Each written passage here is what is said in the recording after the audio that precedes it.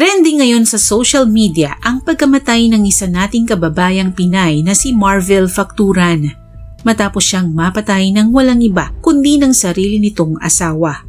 Ayon sa mga balitang nakalap ng inyong lingkod sa iba't ibang social media platform, kadarating pa lamang ni Marvel Facturan sa bansang Slovenia nito lamang December 22, 2024 upang magbakasyon at makasama doon ang asawa nitong Slovenian na si Mitya Kojancic.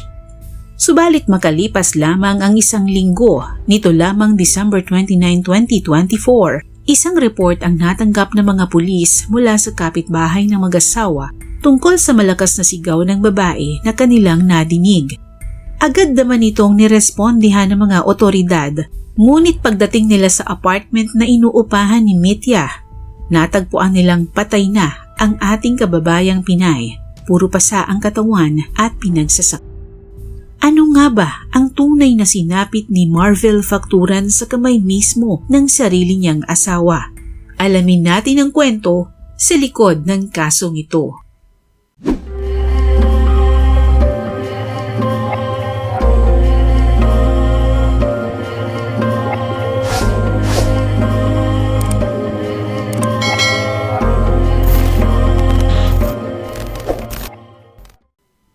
Ang kasong inyong matutunghayan ay hindi na bago sa ating mga Pinoy.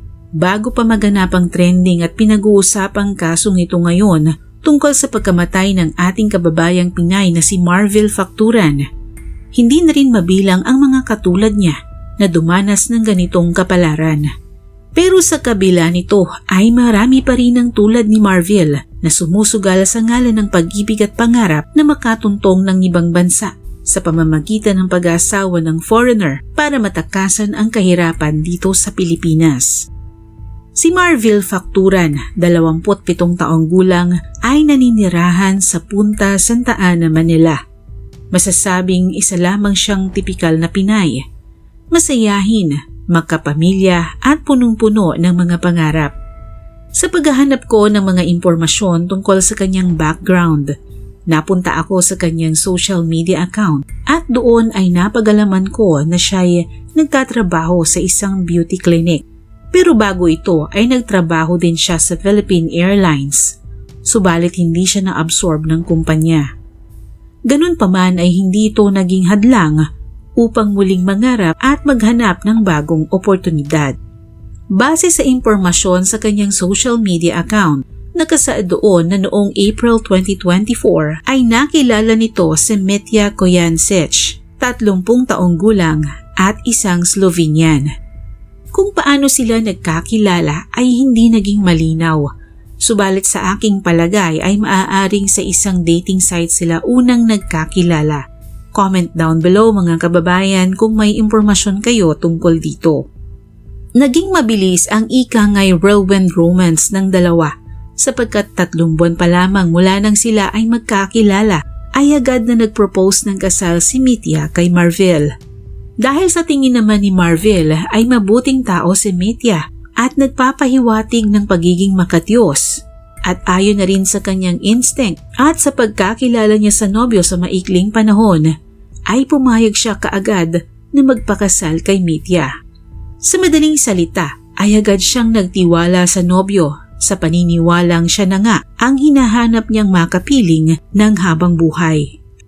Mabilis na lumipas ang mga araw at di nagtagal ay nagdesisyon si Mitya na magtungo ng Pilipinas upang makilala ng personal si Marvel. Dito sa Pilipinas ay malugod siyang sinalubong ni Marvel at ipinakilala sa kanyang pamilya. Natuwa naman ang pamilya ni Marvel sa Slovenian dahil mukha naman itong mabuting tao at makadiyos. Kaya kung masaya si Marvel sa kanyang desisyong pakasalan nito ay hindi na nila ito tinutulan. Kaya naman noong July 29, 2024, matapos ang 3 buwan mula nang sila ay magkakilala, nagpakasal sa Huwes ang dalawa dito sa Pilipinas.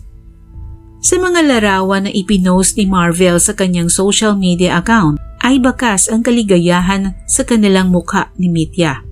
Pagkatapos ng kanilang kasal ay dinala siya ni Marvel sa mga pasyalan dito sa Pilipinas at kitang-kita naman na nag-enjoy si Mitya sa piling ni Marvel. Bago magtungo ng Slovenia, nagpunta muna si Marvel sa Japan para doon ayusin ang mga dokumentong kailangan niya sa pagpunta sa Slovenia. Mababakas mula pa rin sa mga post ni Marvel sa social media ang kasiyahan niya sa pagpunta ng Japan kahit mag-isa lamang siya doon. Wala siyang kamalay-malay na isang malagim na trahedya pala ang nakatakdang mangyari sa kanya pagtuntong niya ng Slovenia. December 22, 2024, dumating si Marvel sa Slovenia at doon ay masayang-masaya siyang sinalubong ni Mitya sa airport. Dumiretso ang dalawa sa Bled kung saan nagre-renta ng apartment si Mitya.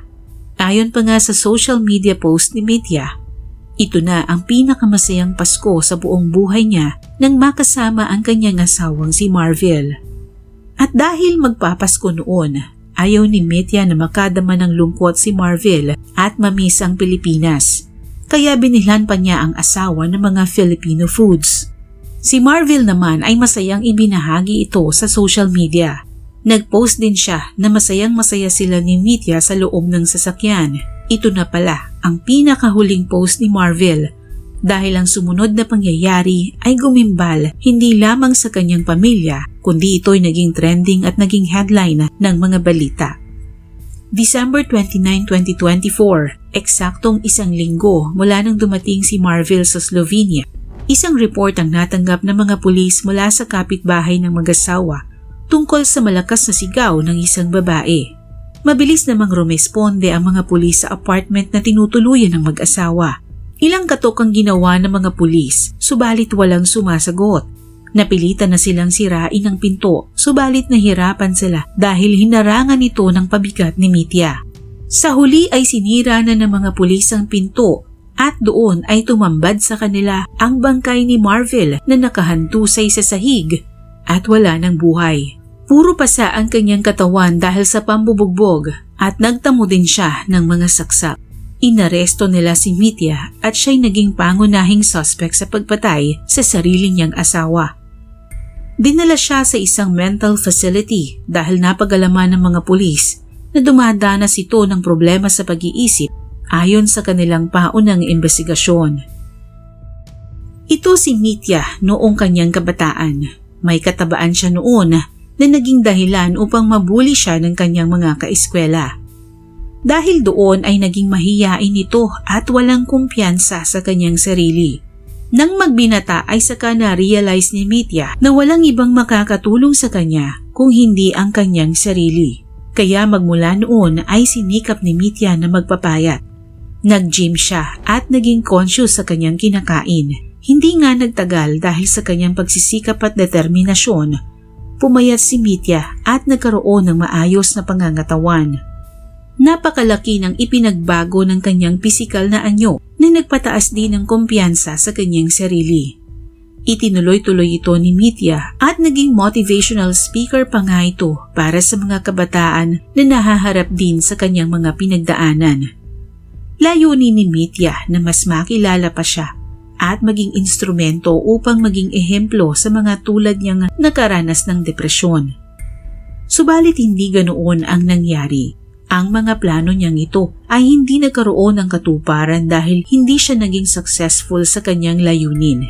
Hindi na kasi siya naging aktibo tungkol dito pagkatapos ng ilang post niya sa social media. Ang mental health issue ni Mitya ay maaaring bumalik dahil noong magpunta si Marvel sa Slovenia ay muling nagpakonsulta si Mitya sa kanyang doktor at pilit itong nagpapa-admit sa ospital dahil baka raw mapatay niya ang kanyang asawa. Subalit hindi ito nabigyang pansin, bagkus ay pinauwi si Mitya at binigyan lamang ng gamot at wala raw dapat ipag-alala. Sa kasalukuyan ay nasa mental facility si Mitya upang gamutin ang kanyang sakit sa pag-iisip. Kung mapapatunayan na wala talaga siya sa tamang pag-iisip nang gawin niya ang krimen, ay sa isang mental facility lamang siya ikukulong.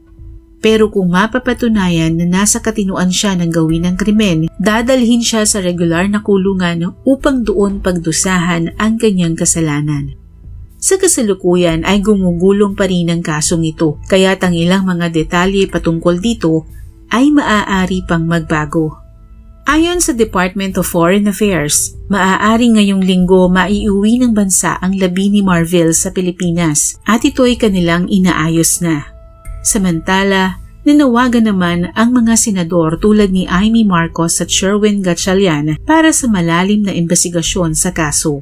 Isinusulong din nila ang tulong pinansyal para sa pamilya ng biktima. Anong aral ang mapupulot natin sa kasong ito? Matuto sana tayong kilalaning mabuti ang taong sasamahan natin habang buhay. Hindi biro ang pagpapakasal sa taong nakilala lamang natin sa internet. Huwag sana tayong magpapabulag sa ganda ng panlabas na itsura at sa tamis na mga salita.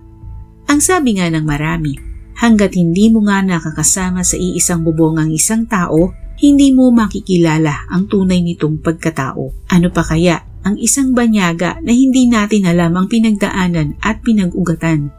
Hindi ko naman sinasabing masama ang pag-aasawa ng banyaga, pero siguruhin natin na kilala natin ang ating sasamahan ng panghabang buhay.